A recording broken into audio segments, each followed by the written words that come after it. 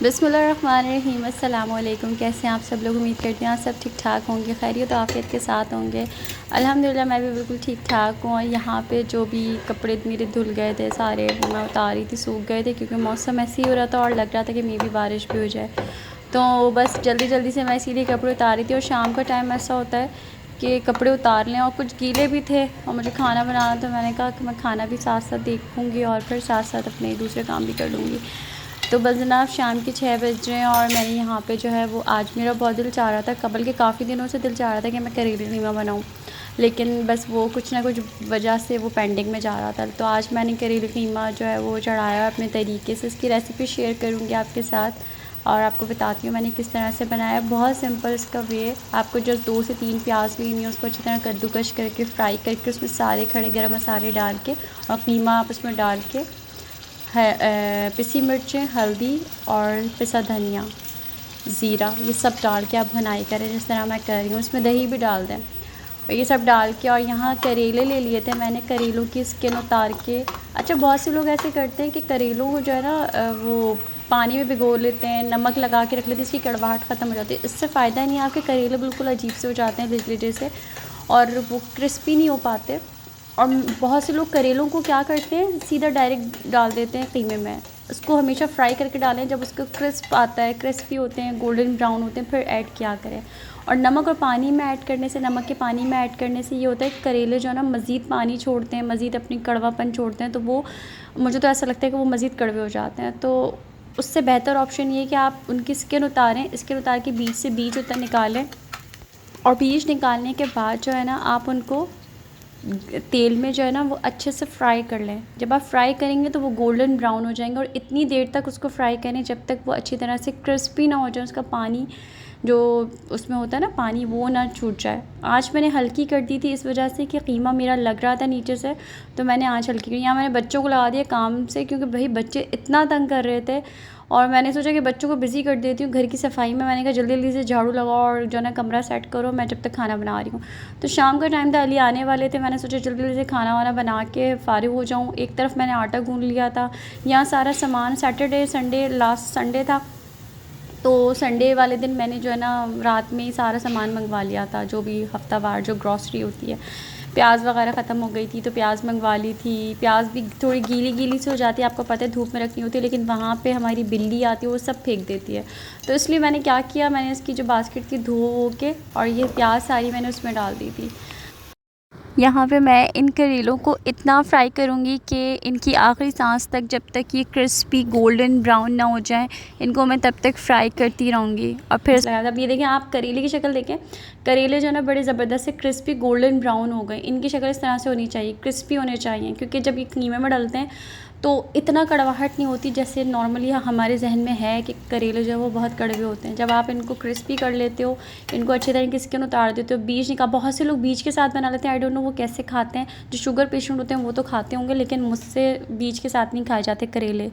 तो मैं इस तरह से इनकी स्किन उतार के और बीच में से बीज निकाल के और फिर उसको बारीक बारीक कट करके क्रिस्पी कर लेती हूँ, कीमे में ऐड कर देती हूँ। मेरी फेवरेट डिश है, और जब से मैं बनाने लगी हूँ तो अली को भी बहुत पसंद आते हैं, करेले अक्सर लाते हैं। जबकि सवाल नहीं पैदा होता था कि मैं शादी से पहले करेलों को हाथ भी लगा लूँ। करेलों का नाम सुन के जना मैं भाग जाती थी। मैं अम्मी से कहती थी, अम्मी करेले तो मतलब वो सबके जहन में एक इमेजिन होता है ना कि करेले जो कड़वे होते हैं तो वो बस खाना जो है ना जुर्म है। तो करेले अब मैं इतना पका रही होती हूँ कि वो माशाल्लाह हर हफ्ते ही बन रहे होते हैं। तो इस तरह का कुछ लोग आ जाए। और बस यहाँ पे मैंने चावल निकाले थे और मैं तैयारी करी थी कि मैं क्या चावल भी मैं साथ साथ जो है वो बॉईल कर लेती हूँ। ज़ीरा राइस बनाऊँगी, इसमें जस्ट 2-3 हरी मिर्चों का बघार लगाऊँगी, दैट्स इट। इसमें और कुछ नहीं डालूँगी, ऑयल नहीं डालूँगी। हाँ, लेकिन इस बार जो है वो मैं ऑयल के साथ बना रही हूँ। मोस्टली मैं विदाउट ऑयल बनाती हूँ, ठीक है।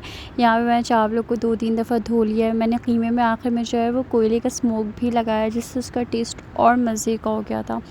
तो आप भी इस तरह से करेले कीमा ज़रूर बनाइएगा और ज़रूर ट्राई कीजिएगा, क्योंकि बहुत मज़े के बनते हैं।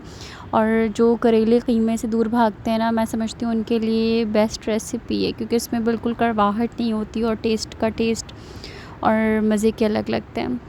तो नेक्स्ट जनाब मैंने फिर चिकन निकाल ली थी। चिकन वॉश करनी थी, एक दिन पहले ही लेकर आए थे। सैटरडे संडे का काम था, जो कि मैं मंडे को करी थी। तो बस ये सारा सामान मैंने निकाल लिया था। चिकन निकाले थे, चिकन को वॉश करना था। उसको वॉश करके उसके पैकेट्स बना के रख लूँगी ताकि वीकली मुझे प्रॉब्लम ना हो। और इस तरह से पैकेट्स बनाने से ये होता है कि बस आप चिकन धुली हुई होती है, बस कुछ भी बनाना है, जल्दी जल्दी बच्चे स्कूल से आने वाले होते हैं तो मैं बस निकाल के और उसको सीधा सीधा जो है ना वो सालन वगैरह जो भी बनाना होता है, चिकन पुलाव बिरयानी जो भी बनाना होता है वो फिर मैं फ़ौरन से झटपट बना लेती हूँ। और साथ में फ़िश भी थी, फ़िश को भी मैंने अच्छे से वॉश करके उसके भी 3-4 पैकेट्स बना लिए थे। 2 केजी लेकर आए थे चिकन और 2 केजी शायद फ़िश थी और कीमा था 2 केजी ही। तो ये सारी चीज़ें मैंने अच्छी तरह से वॉश करके, और कीमे को मैंने पता है क्या किया, कीमा इसमें तो करने ही आ रहा था, फिर मैंने दूसरे बाउल में करा। कीमे में मैंने जो है ना वो पानी अच्छी तरह डाल के और उसको मैंने जो है ना भिगो के रख दिया था। इससे ये हुआ था जितना भी ब्लड था एक्सट्रैक्ट वो सब निकल गया था। फिर वो मैंने सब सारा डिस्कार्ड करके और मैंने सारा कीमा जो जब वो बिल्कुल सफ़ेद हो जाता है ना, फिर मैंने उसके पैकेट्स बना के रख लिए थे। मोस्टली लोग कहते हैं कि गोश्त को, कल मैं सोशल मीडिया यूज़ कर रही थी तो अचानक से मेरी नज़र से एक पोस्ट गुजरी और वो पोस्ट देख के और उसको पढ़ के मुझे काफ़ी अफ़सोस भी और हैरानगी भी हुई कि वाक़ई ऐसा होता है कि एक साहब हैं, उन्होंने अपनी पोस्ट डाली हुई थी कि मैं ना बड़ा परेशान हूँ, मेरी बीवी जो है ना, मैं जो मतलब मेरी बीवी जो है ना उसने अपने बच्चों को, मेरे बच्चों को भी अपने फ़ेवर में कर लिया है और जो है ना वो सिर्फ़ अपनी पसंद की डिशेस बनाती है और वो मेरी पसंद की डिशेस कभी नहीं बनाती। मतलब मुझे जो पसंद है ना वो नहीं बनाती खाने में।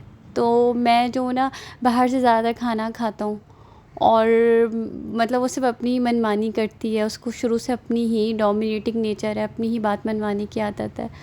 और मतलब मैं काफ़ी परेशान हूँ, मुझे समझ नहीं आता अगर मैं उसको छोड़ूँगा तो मैं अल्लाह की नाफरमानी करूँगा, बच्चे मुझसे दूर हो जाएंगे।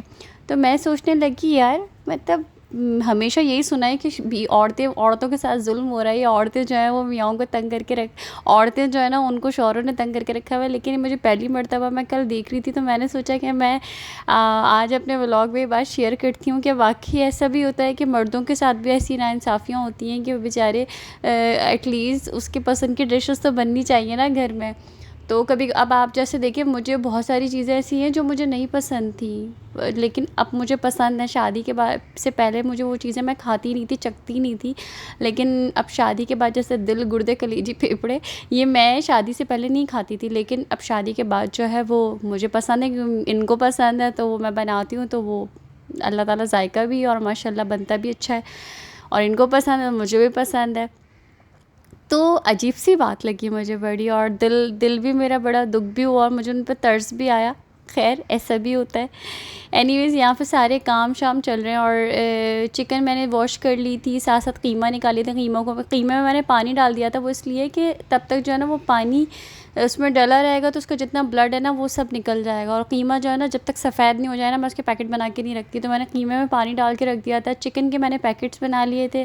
फ़िश मैंने जितनी भी थी उसको सबको 2-3 पैकेट्स में कर लिया था डिवाइड, और तकरीबन 3 पैकेट्स बना लिए थे मैंने फ़िश के भी।